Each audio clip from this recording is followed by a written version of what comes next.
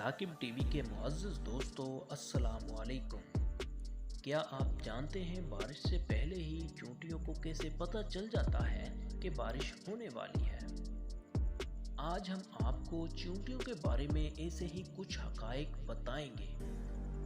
چونٹیوں سے متعلق سورہ نمل کی آیت نمبر 17 اور 18 میں اللہ تعالیٰ کا ارشاد ہے کہ اور سلیمان نکلے اپنے پورے لشکر کو لے کر، جس میں انسان، جن، تمام جانور تھے، فوج بندی کیے ہوئے جانے لگے، یہاں تک کہ وہ گزرے وادی نمل سے جو چونٹیوں کی وادی تھی۔ ایک چونٹی نے دوسری چونٹی سے کہا، اے چونٹیوں، اپنے گھروں میں گھس جاؤ، کہیں تمہیں سلیمان اور اس کی فوجیں پیس نہ ڈالیں اور انہیں خبر بھی نہ ہو۔ اور سلیمان نے جب اس چونٹی کی بات سنی تو مسکرانے لگے اور اپنے لشکر کا رخ موڑ لیا۔ چونٹیاں حضرت سلیمان سے بات کرتی تھیں اور اللہ تعالیٰ نے حضرت سلیمان کو ان کی بات سمجھنے کی صلاحیت بھی دی تھی۔ جو بات قرآن پاک نے 1400 سال پہلے بتائی، آج کی جدید سائنس مختلف تجربات کرنے کے بعد اس نتیجے پر پہنچی ہے کہ چونٹیاں ایک زبردست معاشی سسٹم میں رہتی ہیں اور اتنے مشکل سسٹم سے بات کرتی ہیں کہ عقل دنگ رہ جاتی ہے۔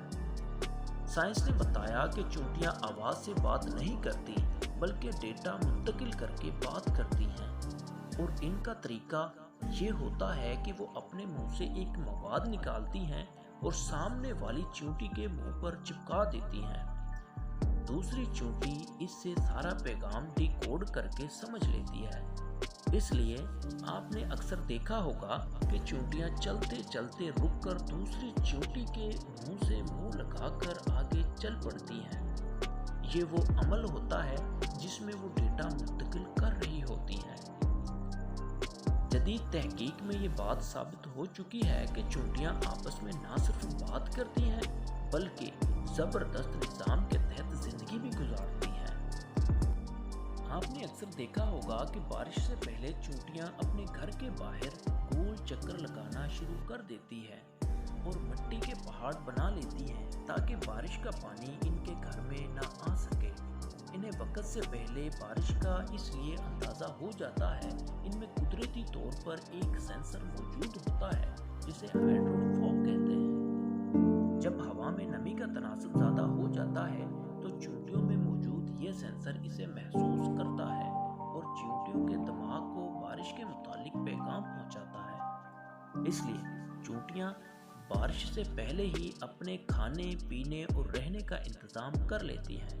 محکمہ موسمیات بھی اسی عمل کو دہراتے ہوئے ہوا میں نمی کا تناسب نوٹ کرتے ہیں اور پھر بتاتے ہیں کہ بارش کے کیا امکانات ہیں۔ تاریخ گواہ ہے، جنہوں نے قرآن میں غور و فکر کیا، ان لوگوں نے درختوں کے نیچے بیٹھ کر نہ صرف زمین کا حجم بنایا بلکہ یہ بھی بتایا کہ انسان پرندوں کی مانند کیسے پرواز کر سکتا ہے۔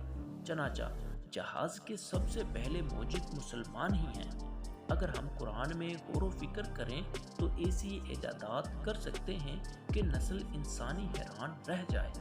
اللہ تعالیٰ نے قرآن میں ارشاد فرمایا ہے کہ کائنات میں عقل والوں کے لیے بہت